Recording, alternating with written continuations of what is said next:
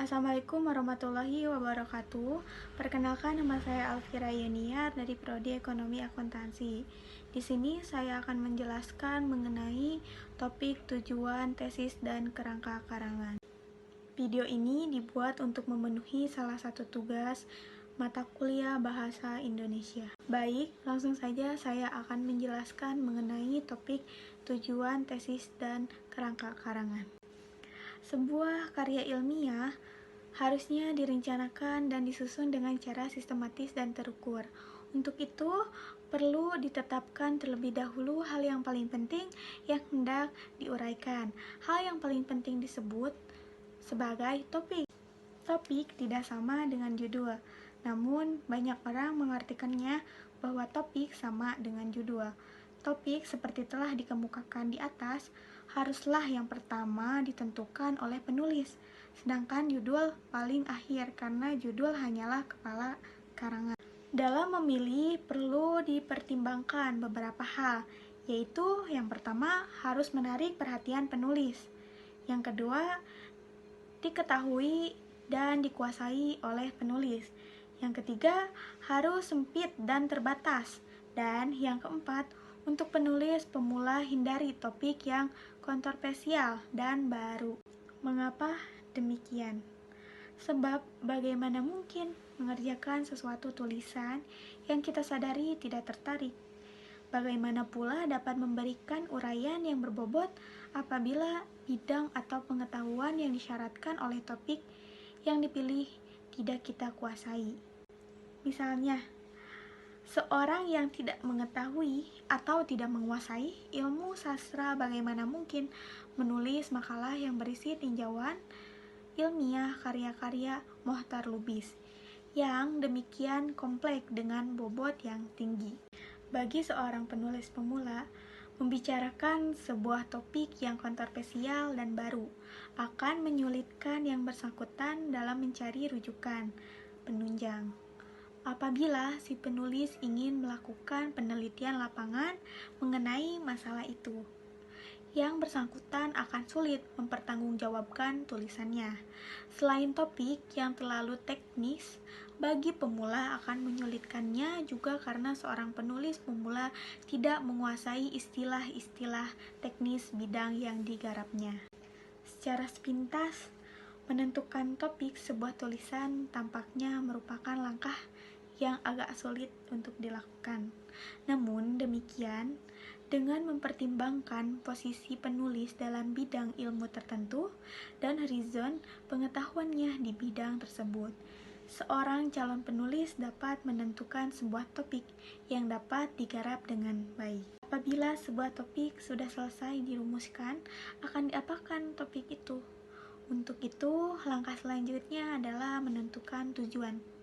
Tujuan adalah sasaran yang hendak dicapai penulis berdasarkan topik, sehingga tujuan itu mempersempit atau membatasi topik. Tesis dan kerangka karangan. Tesis dalam penulisan karangan ilmiah merupakan langkah awal penulisan. Tesis dibentuk berdasarkan topik dan tujuan. Perlu diketahui dulu topik dan tujuan, barulah dirumuskan tesis karangan. Topik adalah pokok masalah yang akan dibahas dalam karangan ilmiah. Tanpa mengetahui pokok masalah yang akan dibicarakan penulis tidak dapat menentukan permasalahan serta sasaran apa yang akan dicapai dalam penulisan. Supaya topik itu dapat ditetapkan dengan jelas dan menarik, penulis menentukan topik berdasarkan penguasaan permasalahan.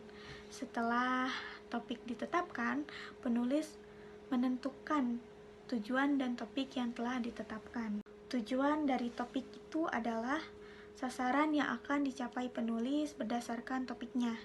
Tujuan semacam pembatasan topik agar tidak menyimpang dan permasalahan. Pada dasar tujuan mempersempit permasalahan yang akan dibicarakan dalam karangan. Oleh karena itu, tujuan harus lebih terbatas atau lebih sempit dari topiknya. Setelah topiknya dan tujuannya ditetapkan dengan jelas, penulis merumuskan topik dan tujuan ke dalam tesis. Dengan demikian, tesis adalah perumusan topik dan tujuan dalam bentuk kalimat dengan menonjolkan topiknya sebagai pokok bahasan. Tesis lebih menonjolkan topik daripada tujuan. Maksud penulisan karangan ilmiah melakukan analisis, interpretasi, dan sintesis. Dalam proses penulisan karangan ilmiah, tesis merupakan payung bagi tahapan penulisan ilmiah. Misalnya, dalam penyusunan karangan-karangan penulis pedoman pada tesis, jadi tesis semacam rambu-rambu pedoman dalam penulisan. Namun, penentuan sebuah tesis juga dapat dilakukan berdasarkan karangan yang sudah jadi publikasi ilmiah. Dengan demikian, tesis mampu meramalkan, mengendalikan, dan mengarahkan penulis pada proses lanjutan penulis, yaitu penyusunan kerangka karangan. Dalam penulisan karangan ilmiah, penulis tidak langsung menulis setelah mengetahui tesis karangannya, tetapi harus menata pokok-pokok bahasannya itu ke dalam kerangka karangan. Kerangka karangan adalah suatu rencana kerja ilmiah yang teratur untuk mendeskripsikan penyusunan pokok-pokok bahasa ke dalam bab dan subbab, dengan menampilkan acuan berupa sumber rujukan, referensi yang digunakan.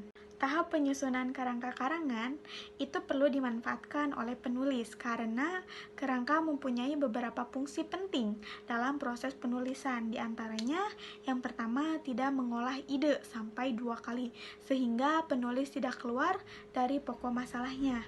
Kedua, menciptakan klimaks yang berbeda setiap bab sehingga ada variasi dalam penyajian materi karangan. Yang ketiga, mengingatkan penulis pada bahan atau materi sehingga sumber rujukan dan bahan. Dan keempat, membaca ulang karangan yang sudah selesai dapat menciptakan kembali reproduksi yang sama dari pembaca. Kelima, dapat dilihat dengan jelas wujud, ide, nilai, umum, dan spesifikasi karangan. Dan yang keenam, berarti setelah karangan sudah selesai dilakukan atau merupakan tahap akhir penulisan. Setelah mengetahui fungsi kerangka karangan, bagi penulis perlu memperhatikan hal-hal berikut. Yang pertama, perumusan tesis dan pengungkapan maksud dengan jelas dan benar. Kedua, menginventarisan topik ke dalam subtopik secara maksimal. Ketiga, mengevaluasian semua topik yang telah dirinci ke dalam tahapan. A. Semua bab topik relevan dengan tesis. B. Jangan ada topik yang sama. Dan C. Semua topik dan subtopik sudah disusun secara paralel. 4. Tahap 3A dan 3B dilakukan secara berulang untuk mendapatkan subtopik yang terinci secara maksimal.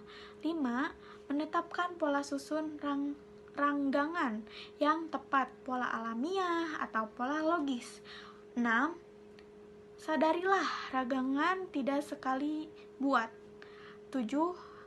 Ranggangan ini sebagai pedoman penyusunan daftar isi karangan. Melalui tahap penulisan karangan penulis perlu memperhatikan persyaratan penyusunan kerangka karangan berikut. Yang pertama, tesis sudah jelas dan benar. Kedua, dan primer dan data sekunder sudah terkumpul, dibaca dan dikutip dalam catatan. Ketiga, tiap unit dalam kerangka karangan mempunyai satu gagasan. Keempat, pokok-pokok kerangka karangan disusun secara logis, diantaranya A. Unit pokok terinci secara maksimal. B. Tiap rincian ada kaitan dengan unit atasan langsung. Dan C. Urutan rincian baik dan teratur. 5. Pilihan pola kerangka karangan yang diterapkan. A. Pola alamiah spesial. B. Pola alamiah kronologis. C. Pola alamiah topik yang ada. 6. Pola logis yang digunakan. Dan 7. Pasangan simbol disusun secara taat asas dengan menggunakan sistem. B. Sistem lekuk. B. Sistem lurus. Dan C. Sistem gabungan. Mungkin itu yang dapat saya sampaikan mengenai topik tujuan, tesis, dan kerangka karangan. Kurang lebihnya mohon maaf. Wabillahi taufiq wal hidayah. Wassalamualaikum warahmatullahi wabarakatuh.